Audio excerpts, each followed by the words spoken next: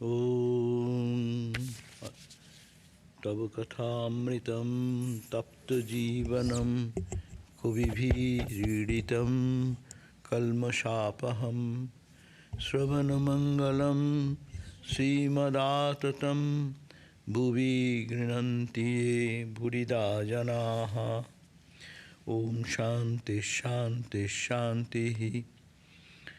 O Lord, your gospel is like nectar and bliss, showered upon the pain-stricken lives of suffering humanity. It dispels all the sins and misdeeds of life. It brings spiritual welfare in life. The spiritual beauty, prosperity and grace spreads through and through one who listens to your holy message. They are the real givers in the world, who preach and pronounce the nectar of your message to the suffering humanity. Come, peace, peace, peace be unto us all. So we are back to reading of the Gospel of Ramakrishna.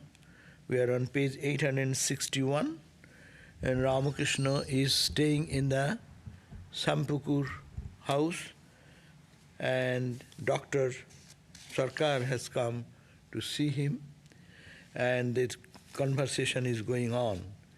There is no question that Ramakrishna is talking about his health condition, or we don't hear any description of what medicine the doctor is giving and nothing, but only talking about God. Doctor coming to see a patient, totally engrossed in talking about God and God.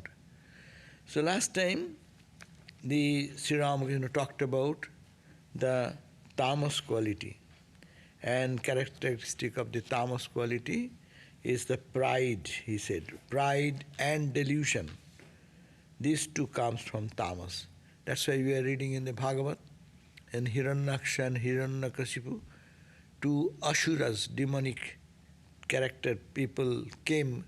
They are full of pride and delusion. That is, any human being who have great pride and very much deluded in this world of duality, so that is called the effect of tamas, and they are called asuras. So he said that another feature of tamas is lust. He was talking about lust. Lust in everyone, there is more or less, but they will be dominated by lust. So that is the another characteristic of the tamas. But Sri Ramakrishna also gave a solution. If we have such things, then how can we get out of that? Is hearing, going. So he says, you direct that lust or anger or what is delusion, all this towards God.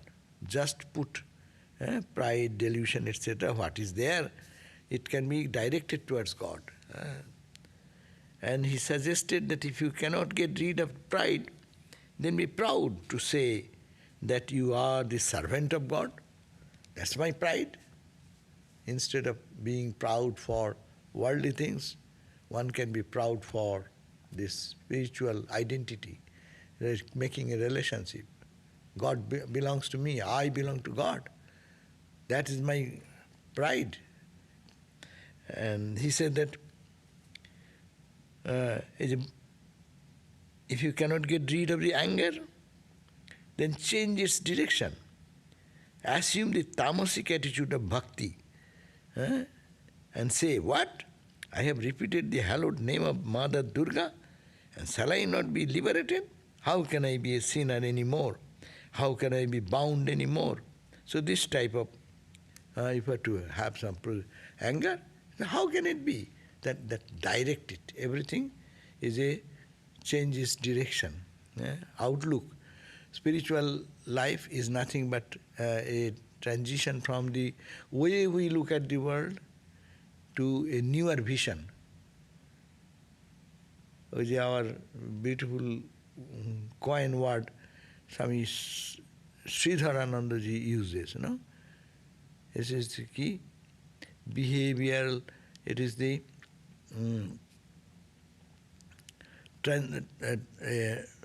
the turning, or what is his term now, that it is the way of outlook. That's the same, I'm paraphrasing that it is the way of looking at the object should be changed. So that, he said attitudinal correction.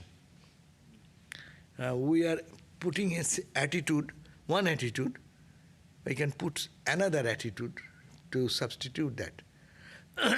So, and the spiritual life is always how to apply our mind and correct ourselves. Our attitude should be divinized. The same world, the Jnani, the knower of God lives in this world, of the same physical world, but they live in another realm. A person, we all live, we may be 20, 30 people in this, whatever, we are few people here now. So whoever are there, so we all live in our own mental level, mental plane. Look at the same objective world, but we react so differently. You see somebody coming and you feel excited to see him. There will be another person. This person, oh my God, he's coming. Run away from that. The person object remaining the same, but reactions are all different. It is the attitude, how you have set a relationship. So if it is all put God in the background, then that is a different relationship, and that is a spiritual relationship. Now the Dr. Sarkar is putting a question. It is very hard to control the sense organs. He is very honest. He is saying, yes, how much we talk about, it is really difficult to control our senses, no? Eyes will run for something. You see, you are all sitting here. When the door was pushed, see, everyone said, oh, who comes? You are forced as it were. You have no freedom. That I won't see, I won't hear. But no, the ears, sound will hit, and we run after this. So it is a tendency. Something is to be seen, to be heard, to always to be reactionary to our sense organs and sense perceptions. And each one react differently for the same object. One may be excited, one may be depressed, one may be fearful, frightening, no? So endless reactions come because of the mental position.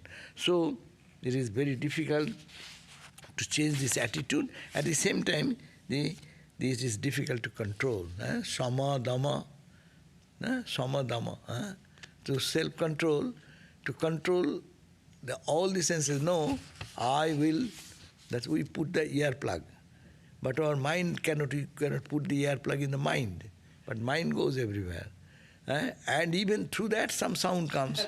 There also we become alert. So sense organs control is very difficult unless it is directed. So, like the horses, they are like the horses whose eyes must be covered with blinkers, no? Unless you put, no? The Kathopanishad says, the 10 horses, they are all moving in the path of the Vishaya, sense objects.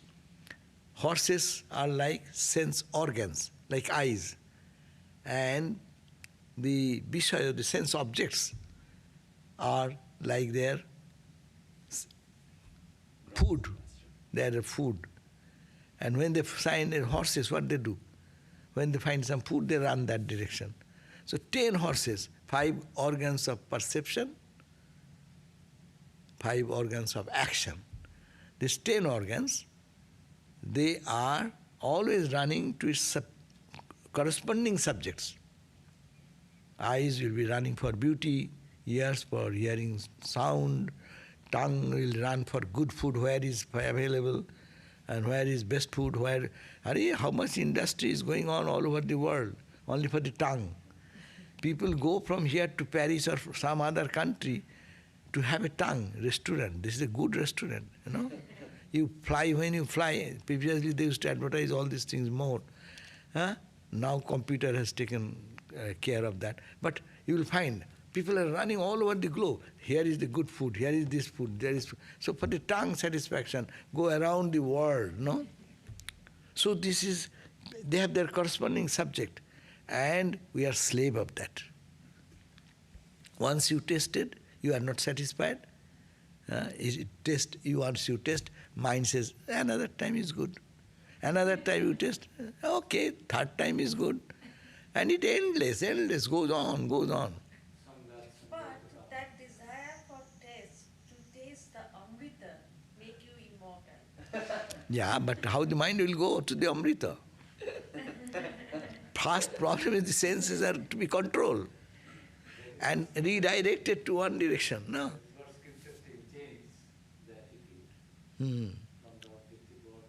Right. That's why it says, Indriyani hayannahur vishayang steshu gocharam. Anyhow, so the indriyas, senses, organs are going through the road, no? And vishaya, the sense objects are there, food. So his eyes has his food, it will run, one horse will run towards that. Another horse will run for this. You have 10 horses, 10 directions they are going. What is the condition of us then? The rider who is riding, so he needs a rein. And what is the rein? All the reins, that's the mind. And held in the hand of an intelligent driver to direct the entire horses. And that's why they put, no, I will not see outside excepting my road. I will not hear excepting God. I will not taste excepting what is prasad. I will fragrance, I will take the prasad, fragrance of the dhupa, incense offered to the Lord. No? So every sense organ can be redirected with the, like horses, eyes closed this way. No, don't look that way. You cannot look. You have to look this way. So that is the control. That's why he's saying that it is the eyes, Dr. Sarkar is putting the question, the eyes must be covered with blinkers. In the case of some horses, it is necessary to prevent them from seeing at all. No? So he's saying that depending on our own capability, we will have to control ourselves and redirect that. And when you see that 10 horses are carrying a carriage, how forceful, 10 HP. 10 HP engine, and 10 HP engine is becoming 0 horsepower because all are going, he is going that way, that's going on, that's going. All the energies every day is dissipated in all direction. And that's why we don't know what is the power inside. We don't know the power of the mind. So mind is connected with everything. Every horse. You don't see unless the mind is connected there. Mind is the boss. That's why you call the 11th organ, sense organ. 11th sense organ. But is the controller of, and it should be controlled by buddhi. Buddhing to sarathing viddhi. Buddhi is the sarathi. Sarathi means the driver. Driver. Well, that is chariot for charioteer, driver for car, for bike, you are the driver, the airplane, pilot.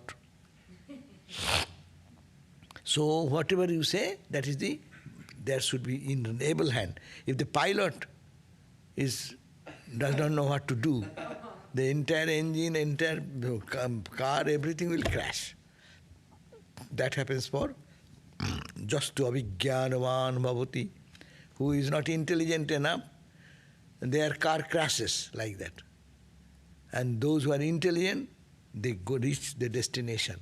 With the same horse carriage, one can reach the destination and one can go to, in Amarnath you go, in the Amarnath or in, say, Gomukh you are going, horse, riding the horse.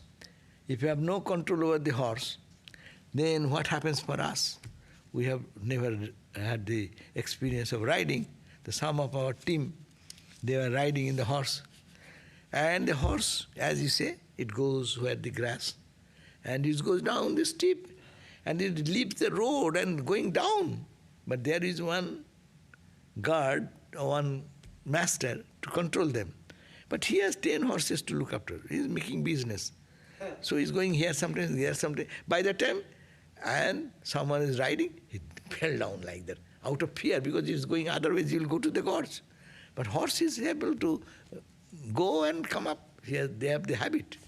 So the senses always drag us to their path. It should be controlled by the mind to bring back to the goal. This is my road of God realization. So it should be guarded. Then Master said, a man need not fear anything. Yes, so much fear. How then I shall control my sense organs? No? And when I shall be a perfect yogi? I am doing japa for so many years.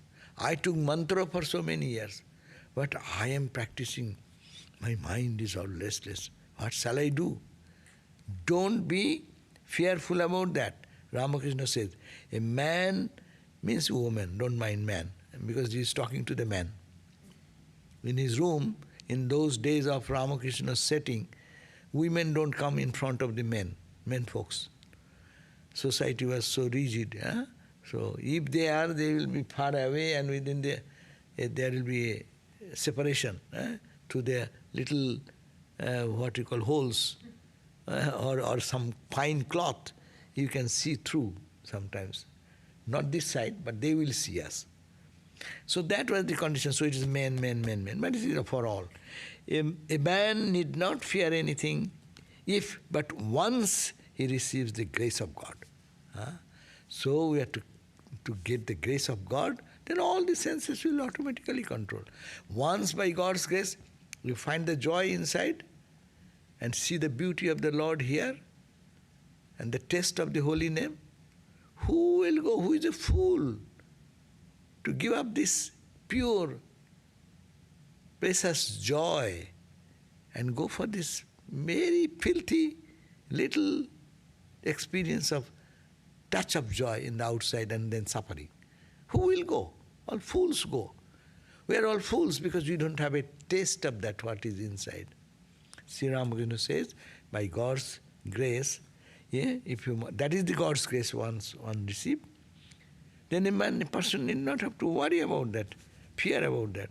If but once he obtains the vision of God, once he gets the vision, first you get the vision of God, then problem is solved. If but once he attains self-knowledge, then his 6 passions cannot do him any harm.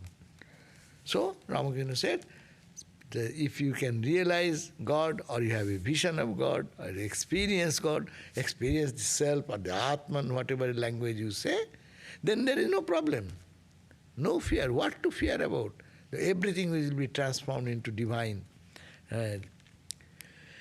Eternally perfect souls like Narada and Prahlada did not have to take the trouble to put blinkers on their eyes. No? They are already free. Those who are liberated, for them no control is necessary because they see God everywhere. Yatra yatra netro pade tatra tatra Krishna spure. In the Vaishnava literature they say, wherever he beholds anything, his eyes fall on any object, there itself he sees the tatra tatra Krishna, the Lord. He sees Krishna here, Krishna there, Krishna there. They don't see anything other than Lord, the Lord alone. So that is the beauty of those who are once you get a touch of that reality. And Prahlada and Narada are like that category. The child who holds his father's hand while walking along the narrow balk in the paddy field may loosen his hold in a moment of carelessness and slips into the ditch. But it is quite different if the father holds the hand of the child's hand, then the child never falls into the ditch. No? That is the Sri Ramakrishna gave the example. That means what it means? You surrender yourself to God. Then you are not to do anything. You are not to do anything. You every day cry and pray and say, oh Lord, I have no power. I am nobody. You are everything. Please hold my hand. Please take care of me. Really with a simple heart, Ramakrishna says, if one prays, then you are not to worry about. He will take care. The Lord will take care. Ramakrishna gave the example of the monkey, baby monkey, and the kitten. The baby monkey, what he does? Holds the mother. And monkey mother have to jump from one tree to the another tree to the another tree for whatever purpose. Mother is not looking after the baby. Baby is trying to, I will hold on. So, I am Atman, I am Brahman, I am holding you. That's a weed, that's a attitude, there's nothing wrong. But that attitude is also a path because you are holding on to God. But if you are careless, you lose your grip, then what will happen? The baby will fall down in the ground, so such a fight, and break and die, or get wounded, hurt. But the kitten also can have some trouble. But kitten does not do anything. Kitten only mews. Mew, mew. And when it says mew, mew, and what mother kitten does? Mother kitten takes, and mother comes, catches the kitten and put somewhere, wherever they put, the kitten remains like that. And then mews from there. And the mother knows how much protection is to be given, what food is to be given, what is the time to do, when to remove him from this place to that place. That is the devotee's attitude. Sarvadevananda, surrender. So both are the attitudes. But he is saying that if a son who is holding a father's hand, a baby, in Indian villages it is very, in early days it was a common scene. No, the children will going, the small children, mom holds the hand of the baby. He's walking, but it does not fall down because it's like that. We are all babies in spiritual life, no? We walk like that and our attention is here and there and bird is going and then you fall down, no? But your mother holds the hand and you really have nothing to do. Baby only walks. When the time of fall comes, mom holds or dad holds the baby and he does not fall down. So that's the true attitude. He is saying that devotee's attitude will be that. That's why he is in a child who holds the father's hands while walking along the narrow balk in the paddy field may lose his hold in a moment of carelessness. So much attraction, so senses are there and there. And if you become little careless, there is so much chance of fall. But for the who has taken surrender, but it is quite different if the father holds the child's hand. Father is holding kitten. That means it is all responsibility belongs to the mom. Baby has no responsibility. But this is a baby, but monkey baby. So he has taken the responsibility. No, I will hold on to mother. I will not let go of my grip. I will not forget God all the time. I will do effort. That's why these are not contradictory. It will be very good in our life if we practice both. Sometimes become very strong. I will do it. Bring faith and trust. Sometimes say, oh mother, I try, but please help, please help, please help. No? So both. We as an ordinary person, we move from one mood to the other mood to the other mood. We can take advantage of these different moods. But dominantly one may be a bhakta mood, another may be jnani mood. But no one is exclusively bhakta, no one is exclusively jnani. Anyhow, so that's why to the master is suggesting that don't worry if you realize God. His emphasis is first realize God and you will be fearless. That's why what is the benefit of spiritual life? It makes you fearless. Sarvang vastu bhayannitam. Everything is fear. It brings fear. You have rupe, you have health, beauty. Beauty will go away in time. You have money, Today's money, bankruptcy, something downfall in the share market, money can go away. So everything is transitory and temporary. Only what is not? Vairagyam. Vairagyam means renunciation, detachment. Nothing belongs to me. It is all God's. One can say that. What to lose? Everything belongs to Him. It goes back to Him. Nothing belongs to me. So that is the way of perfection of fearlessness. Sarvang vastu bhayannitam bhuvi nrinam. In the life of human personality, everything is full of fear. Vairagyam eva abhayam. Vairagya means detachment. Vairagya means renunciation. Renunciation of what? All these transitory things. I don't care for that because it does not bring me freedom, it brings fear. With so much effort, so much thing, you collect money, you do this thing, and then in one moment everything is gone. No. People are doing so much health. And Babu is walking and suddenly fell down. What happened? 911. And 911 took, and so we cannot save. We tried our best, we cannot do anything. So this is everything is full of fear to lose. But vairagya, when you go back, detached from all these objects of the duality and focus on your own self, then you are fearful. All fearless. No fear. They are the real people who can be fearless.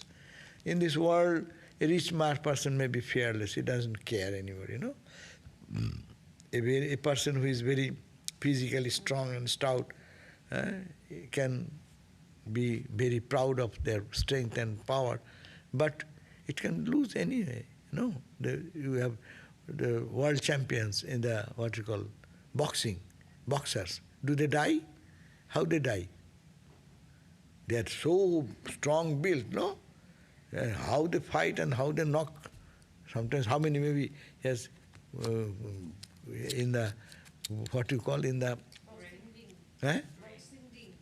ring, in the ring. How many times they have defeated and got the first pride of defeating the biggest guy, no? But what happens to their time comes of death? So this is also fearful, no? So there is nothing fearless excepting what is the inner truth or God. Doctor, but it is not proper for a father to hold the child by the hand, because it is American or Western idea. Everyone should be up for himself, no? Why father will hold the child, no? Freedom. Okay, the master says, let us see. It is not quite like that. Great sages have childlike natures. Before God, they are always like children. They have no pride. Their strength is the strength of God, the strength of their Father. They have nothing to call their own. They are firmly convinced of that. So these children who is talking about, that they should be baby. In this country we say, unless you take responsibility of yours, you will be like a baby. And that's not good. You should be self-sufficient. But Sri Ramakrishna, we are not talking from that perspective. We are talking from the perspective that the great sages have their childlike nature. They do not become child. They are not childish, but they are childlike. They have their full knowledge of the world. They know what is this world, what it can be giving, what it can give, what it cannot give. With the full knowledge, they turn back towards the truth within, and they become fearless by touching the Lord. So they are childlike nature, and when Brahmagyani are always childlike, simple. They become very simple and innocent, and everything they give it to God. Whatever is happening, it's God's will, no? They have no pride of their own. Their strength, they are strong, strength of the Lord's strength. empowered by God. Swami Vivekananda speaking so much, churning the whole thought process of the West, no? But what he says, or also East, what he says, I am nothing. It is only Ramakrishna who is speaking to me. So their ego is gone. They are like child in that sense. Apparently, such a person of dignity and pride, and you can say that, what a powerful person, no? But in reality, they are the child of God. They have nothing to call their own. They are firmly convinced of that. Now, Dr. Sarkar is putting another question. Can you make a horse move forward without first covering his eyes with blinkers? Can one realize God without first controlling the passion? Because his question was there, it is difficult to conquer the last. Then he says, you become God realized, then it is easy. Or you become like a child, and look at God's grace, then it will be easy. But he says that you have to start at certain point. That means control, self-control is necessary. He is emphasizing that point again. Doctor is saying, can you make a horse move forward without first covering his eyes on the blinker? The horse will not move. If there is grass or other eatable items around it, how much you try to push, you will not go. So you have to first block that focus of the mind, this direction. So all the senses should be directed towards God. That's the blinker, protection. First it is to be done. That is the point of Dr. Sarkar. He says, the passion, how can that be conquered without that, controlling the passion? Now the Master says, what you say is according to the path of discrimination. It is known as Jnana Yoga. To that path, too, one attains God. The Jnanis say that an aspirant must first of all purify his heart. First, he needs spiritual exercises, then he will attain knowledge. And actually, that's why when we talk about Vedantic discrimination, it is said that you have to practice every day what? Viveka, Vairagya, Samadhi, Sataka Sampatti, Mokshatva. These are the qualities before you enter into Vedanta. Who is a candidate for Vedanta? We don't read those things. We only say, I am Brahman, I am Atman. I am in everywhere. I am the Atman, I am the witness consciousness. That's why the result becomes like that. So Ramakrishna also suggests, yes, these are necessary. Viveka, Vairagya, Samadhi, Sataka Sampatti, Mokshatva. These are the condition to enter into the Jnana Yoga book. So that's why it is to be understood that that is the path of the Jnana Yogis. But Bhakti Yogis' path is alada and separate. What they do? They give turn to their emotions. They turn towards their desires and everything. It is not to chop. Vedanta says chop it. No contact. Don't look at that. Self-control. Viveka, always analyze. Permanent or impermanent. Be strong. It's permanent or impermanent. Analyze. And you will say, no, it is impermanent. Why? It's not tomorrow. It will be changing day after tomorrow. It was not that before. He said, okay, now are you? Second step, Vairagya, can you throw away? You say it is impermanent and you go. You know that health, food which will create cholesterol and other disease, very good in taste. And you bite it and it is white, okay. No, it is not good, it is not good. Analyze, we can analyze. When it comes to the table, I get a okay, 1 day is nothing, 2 days are nothing. So the health will improve. Strength will come. No, it cannot. So the point to be understood that it is only viveka is not important. Only analysis is not important. That it is impermanent, permanent, it is truth, it is untruth. No. But Are you courageous enough, strong enough to discard? I don't care for that. Throw away from the plate the food, and we hide it. We'll take it later on. Today, I should not take so much sweets, but I'll take it. After eating, then I say, oh, there is a good sweet, no? First I rejected. It's not good for me. Then everyone goes away, then I see the sweet. And take the sweet, hiding in the pocket. And he eat very delicious sweet. Wow, wow, wow. So second condition is not satisfied. So Jnana Yogi's path, this is a wrong path. False Jnana Yogis who are saying it is impermanent, but again enjoying that impermanence and saying, I am a Jnana Yogi. Will not do. The second condition says, if you know it is impermanent, have courage to throw away. I don't care for that. Whatever comes, no. No to that. That's why Jnana Yoga is for stronger personality. Bhakti Yoga that's why Bhakti Yoga book, Swamiji also described there, no? Swamiji says, is a softer path.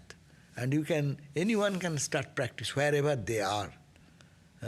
And they can improve gradually because putting God into the point. Here, no God, nothing. This is wrong, this is anitta. Nitta anitta vastu vicharaha. That is the vichara analysis. What is nitta, eternal? What is anitta?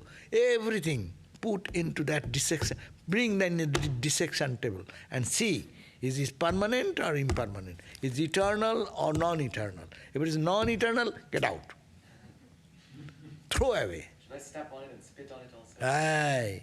That much courage should be. That's why Swami Ramakrishna says that what you say, it is according to the path of discrimination. It is known as Jnana Yoga. Through that path, too, one can attain God.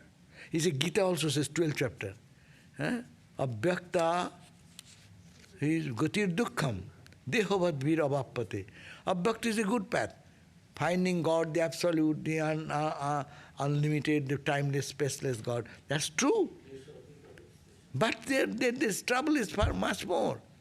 Because it is a very high standard. You have to be a high standard student. So everyone is not fit for that. They will also reach me. Gita says, they will also reach me, those who are followers path of. And Bhakta will also come to me.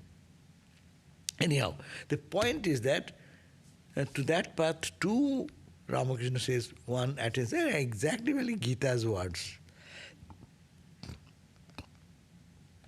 The Jnanis say that an aspirant must, first of all, purify his heart. His mind should be clear, pure mind, pure intelligence. That is the pure Atman. So they should first clean this, and then the revelation will come. But I have so much of dust and dirt, what shall I do? When I shall clean them? Then they take the path of strong path, discernment and rejection, discernment and renunciation. So, if I not, then what will happen to me? Then that's why it is said that first in Vedantic path, he needs spiritual exercises, then he will attain knowledge. But God can also be realized through the path of devotion. That is the major. 99% people in the world carry this philosophy. They go to the whole Christian world. What is that? Islamic world. They're all praying, Oh Lord, praying to Mother Mary. Praying for 5 times azan. Muslims do 5 times, calling upon God, Allah, Qudat Allah, to whatever their desire, no? So it is purifying their mind unconsciously. This is doable. They are not to give up anything. You keep everything, but you think, it is God, it is God. So I am serving my beloved Lord through my all friends, relatives, this, that. So God can also be realized through the path of devotion. Once the devotee develops love for the Lord's lotus feet of God and enjoys the singing of His name and attributes, he does not have to make any special effort to restrain his senses. See, automatically it is happening. Jnana Yoga will say you have to restrain. Your eyes are going there, say no. But Bhakti will say, go, yes, see, it is the loving Krishna behind this, smiling for you. See, you enjoy the smile, you enjoy the object. Oh, see, in the Vaishnava, when we offer food, did you go to the Hare Krishna temple, Govindo restaurant? Did you go? Many people go only for that, not Govindo. Govinda restaurant. For the restaurant.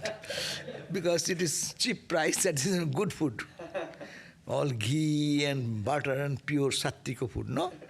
So, but that is the point. But Bhakta goes, oh, it is offered to the Lord. It is a prasad. You are enjoying the tongue, but you are deifying it. That is the great spiritual turning point. Instead of eating, you are saying, I am not eating the food material, but it with the grace of God is also added to it. So it is, and when you are, every time you are putting in your mouth, you think, it is Govinda, it is Govinda, it is Govinda, it is Krishna, it is Krishna's grace, no? So you are enjoying the food, at the same time you are remembering God. So you see the beauty, and wherever beauty, it is Lord's beauty. Yeah? So whatever singing, see how they sing and dance. Huh? People love to sing and dance. Isn't it? All the young people, they love to sing and dance.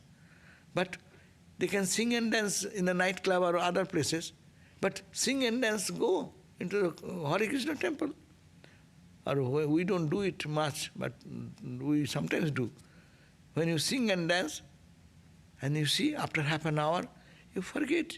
You forget yourself, you forget your environment. Hare Krishna, Krishna Krishna, Hare Hare, Hare Rama, Rama Rama, Hare Hare. Rama Krishna Sharanam, Rama Krishna Sharanam. And then people are jump and clap and jump and jump and jump. Whatever. It is maybe in the eye of a developed spiritual person, it is too rough, dancing and singing, etc. But look at the person who was thinking of the worldly thoughts, half an hour in him totally embedded into this thought, his whole world is gone. Where is his mind? In the lust and gold and greed and this and that. Where? They are not in the mind for that period of time. Purification is happening. Of course, when you get out of that situation, as Ramakrishna used to say, all the sins, they are waiting on the on the tree branches, because you have entered into the Ganga. So that ghosts or the demons cannot do anything, sin cannot do anything. So they leave you. And when you come after dancing, singing, and then again they jump up. Then again the old desire, old thought comes. But every time if one goes for singing, eat like that, sing like that, try to think of the objects of the world like that, what happens? A transformation automatically happening in the mind. Mind is getting purified and purified and purified. Huh? And in a natural process, if you say someone who is addicted to drinking, give up drink, be a monk, don't go, don't do this, be a monk. That's a monk is not for all. Those who have their own tendencies like that, turn towards inner life. It's not a good or bad. It's not that monk's life is all monks will only attain liberation. No. Everyone will attain liberation whose heart is pure. So how to make the heart pure? Jnana path, and here is the bhakti path. The question was how to control the passion. Lust, that was the question. A very simple formula. You can conquer the lust if you keep your mind engaged in some lofty thoughts. You are singing a song, you are dancing, you are reading a book, you are taking even what normal thing of your day-to-day chore. You are eating, you are eating prasad. That to bring this attitude, it was offered to the Lord, and it has, I am taking the holy, sanctified food, will purify my body and mind. So everything is helping to lift your mind from the mundane level to the higher level. So this is the bhakti path, advantage of bhakti path. So once the devotee develops love for the lotus, so this will not happen unless you love God. Unless you love God, how will you say it is Lord's prasad? If the Lord has no value in your life, then Lord's prasad has no value. If Lord has no existence in your life, Lord's beauty does not, it is just word. But if you believe God is all pure, all perfect, all love, all blessings, all purity, then thinking of that, in any moment we think, our mind becomes pure. So enjoy the singing of His name and attributes. He does not have to make any special effort to restrain the senses. Very, very scientific. For such a devotee, the sense organs come under control of themselves. Because of that practice, singing and dancing and chanting and looking at the Krishna's world. Krishna is everywhere in the world, no? Under the trees and every shining leaf, you can see the smile of Krishna. And the full moon, or even any moon, you can see the smile of the Lord, no? So you don't have to, you cannot have the experience. The experience is not the question. You are imposing this idea. And when you are imposing your idea, your mind is going into the Krishna, and love for Krishna is generating, means mind is not going to the lust and greed.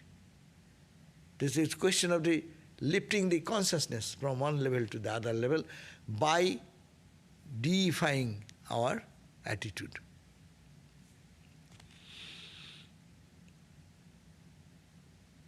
Suppose a man has just lost his son and is mourning his death. Can he be in a mood to quarrel with others that very day?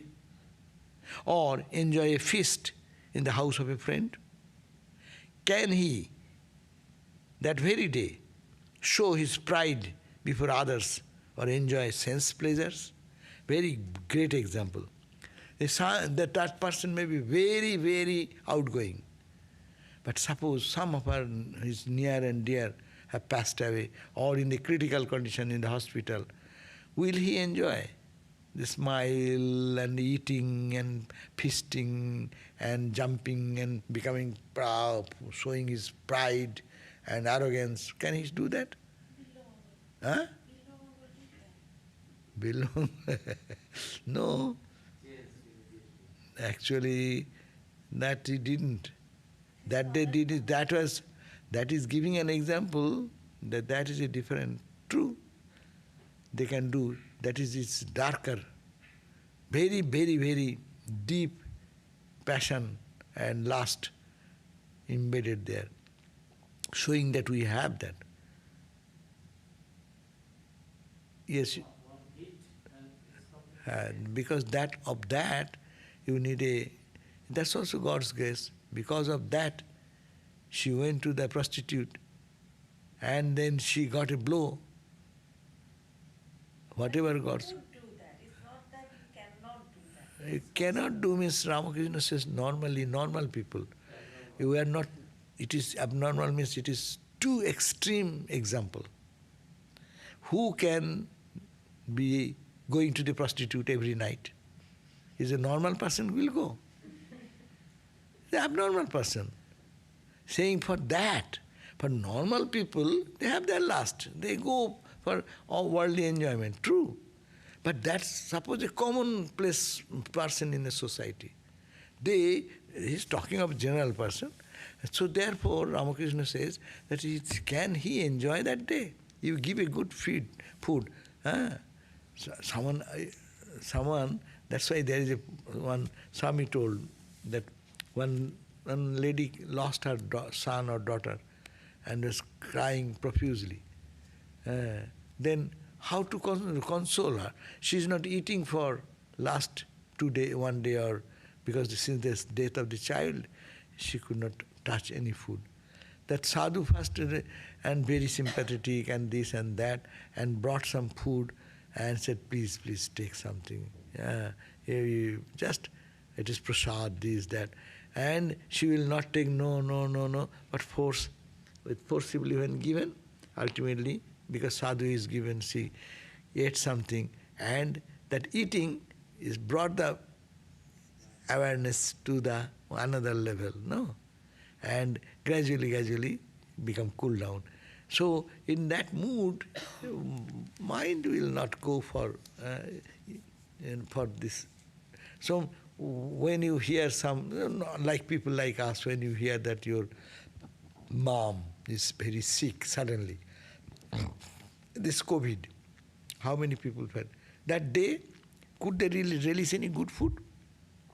Could they enjoy anything what they used to enjoy every day? Mind cannot accept that, no? So he's saying that it is condition of the mind. The same mind, it can behave in that way. If the moth discovers light, can it remain in darkness any longer? Moth, can you stop the moth? Hey, don't go to the fire. You will die. Don't go. But God is like, he's giving the example, we are like moth. But if we are not attracted to the light, but pure, those who become moth-like, and moth's love for the light, fire, similarly, devotees' love for God. It becomes so spontaneous and so connecting. So another 5 minutes are there. Any question has come? Yes. Yeah? So shall we end here? Because this doctor will always put a question to poke Ramakrishna.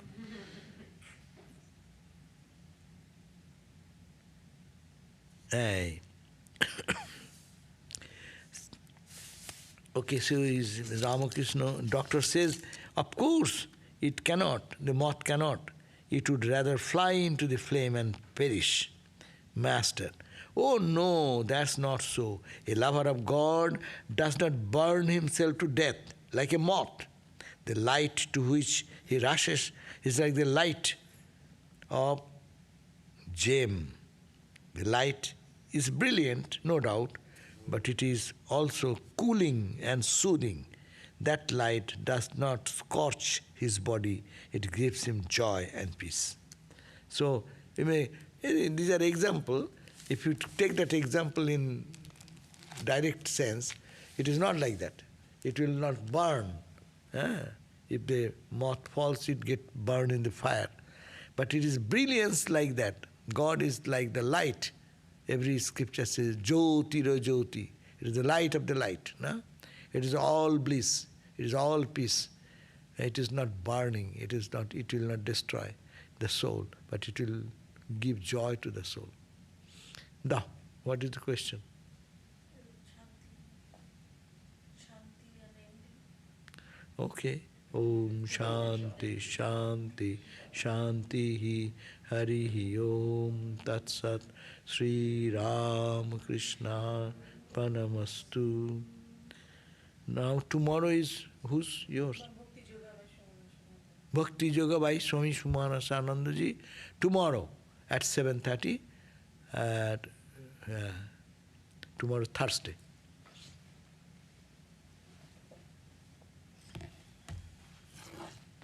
Ajke his question is not here. Because I'm here. So one question. I asked Thakur and Mother to teach me how to love them. It feels like I love incompletely if I favor the benign over the terrible form. How can I love all aspects of God? Yeah, first, to love all aspects of God is very difficult at the beginning. First we love where there is beauty, where there is innocence, where there is purity. We should love God there first. Try to see beauty, joy in in a flower, blooming flower. We see the flower every day. But we should start there. Whose smile? Whose beauty? Whose glory? Look at the sun rising. Whose glory? Whose magnanimous appearance is coming? It is the removing all darkness and ignorance. It is God. It is God. Sun in the moon in the night, sun in the sky. So everything we see, we can try to think, it is God, it is God. In the noble thing, big thing, that is the starting point. And when it matures and the heart becomes pure, then heart will expand and it will sow. Even in the others who are not so pure, you can see the presence of the Lord there. Not there you can see, but you impose that idea. Even in them is the same. Ramakrishna, and in mature state, undoubtedly will feel that everything is God. Ramakrishna is saying that one boy, he hold a grasshopper, and then he took a stick, a broomstick, and is putting in his body. And Ramakrishna clapped his hand. Oh Rama, you are putting your own trouble. That boy is Rama. Grasshopper is Rama. Rama is putting Rama's problem. So smile and hand. It is like when you know that it is in a theatrical performance or in a movie, you know they are acting terrible action film. Killing and butchering, planning. How can you see all these things? I don't know.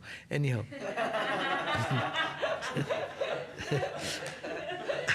When I travel...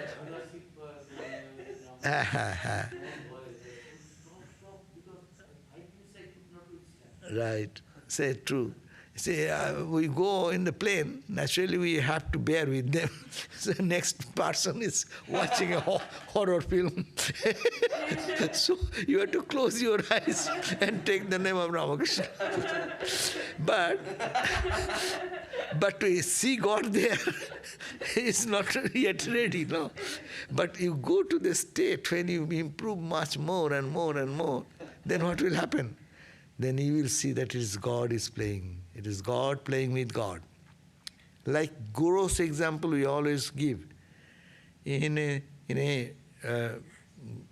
theatrical performance, amateur, all the friends, they decide that we'll have some theatre. We'll perform some theatre. So, and then someone of them guide, he's like a producer. He says, okay, you will play in this role, you will play in this role, you will play in this role, and then they distribute the play. Now audition and this and that goes on, continue, and then they start working, no? And rehearsals. So rehearsals, and when you are doing, and on the stage when you are playing, really you are angry, you have to kill somebody. Take a sword or take a gun like that and do. And actually people do. But is it really, he's killing the friend? Is it not their friend? After good play, the players go back the screen, the green room, and then say, hey, what happened? How did I do? How did you do? They're smiling. They're not really angry with each other. It's a play. So when we mature ourselves in spiritual life, then we can see God's presence in even what we cannot see now. So that is a advanced stage. So we have to start where we are and try to see God there itself and move on and on and on. And prayer and meditation, spiritual life, what we are doing, we should follow that. And by God's grace in time, it will happen. Another question. There is a desire to share whatever I learned during the day. Let us say something from this lecture or some other lecture. How to let go of this desire because it requires company which is not available. I don't understand why it will be a company. You live in that thought. If you attend any class or lecture don't take any other thing, but the lesson you get, you keep your mind in that lofty thought. Suppose today's discussion, What is the simple discussion? It is the last, how that can be conquered. And Ramakrishna gave the solution for the Jnani solution and the Bhakta solution. And this Bhakta solution is this. So we don't need any person here. You person is only God. So we should have to ruminate over that. We should have to think about this thought again and again and again and again and live in the consciousness of God. That is the only thing we can do. And requires a company which is not available. Company is always available. This YouTube will remain. You can replay it and listen second time. You can, any music, any song which uplifts your mind, you can play it again, listen to that, keep the mind. It is all in the mental level. Rather, don't depend on anybody. In spiritual life, that's also very important point. Don't depend on anyone excepting God and God alone. So if you do that, then this type of fear will go away. And this philosophy of dependence on other will go away. And you are searching for God, and you got the lesson from God himself, Ramakrishna, his own words, and we try to understand what he means by these words. And we have to only follow, apply that. Rather you apply. There, no person is necessary anymore. If I start now applying, seeing that way in my own internal eye, then that will be spiritual sadhana. It will start. Okay? Thank you. Any more? No. Okay. So thank you all for joining, who are in person as also in... Yeah. Huh? You have any question? No, they said that ask for blessings. There was a Bengali thing I couldn't read. But it's saying that asking for blessings. Oh. The blessings of God is already there. We have to only do that. See, blessing, Ramakrishna gave these blessings to all of us, no? Now we have to apply it. There is a fan rotating and in the hot summer. So I'll have to go near the fan. Then I can feel the breeze is already there. So God's grace is there. We have to only make a step, move towards that. How? Not by physical movement, but by mental movement. How I can keep my mind always connected, always tuned to the consciousness of God. That is called sadhana, spiritual practice. Master said if one gets God's grace, one has nothing to fear. But God's grace is always there. So I only have to That means we have to believe, then work on that, and we can feel God's grace. See, in your life you find that suddenly some person came in your life and get a good direction towards God. No? See, many people were really trying to find peace, and through this and that, suddenly they attended some meeting, some class, some person in a street, in a car, or in a pub even in some pub. And then they get to know each other, and oh, this, oh, it is Vedanta, oh, it is Hare Krishna, oh, it is Buddhism, oh, it is this, oh, it is this. And then that is the way they get it. So, it is said that when the yearning of the heart comes, the solution also is there always. That is the nature. When there is a need, supply is there. Need and supply are proportionate.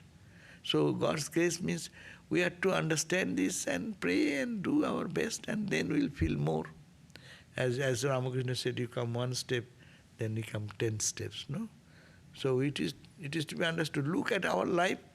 We always understand what quality we have for to become a monk or to become a good devotee. We are not, but we are blessed. Look at the whole world, 8 billion people.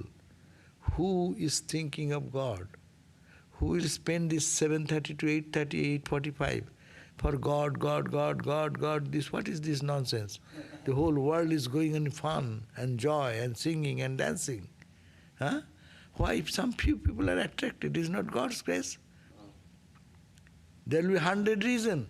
I cannot go now. The class is going on. Even online, I have no time. Do you think that online, because of online, everyone is just day and night listening to the spiritual topics? No. But those who are doing, is it not God's grace?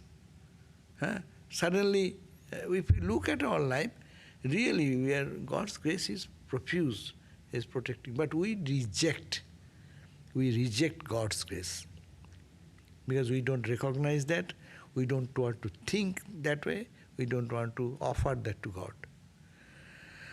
Om Shanti, Shanti, Shanti. Peace, peace, peace. So tomorrow, then Swami Sumanashananda on Bhakti Yoga at 7:30.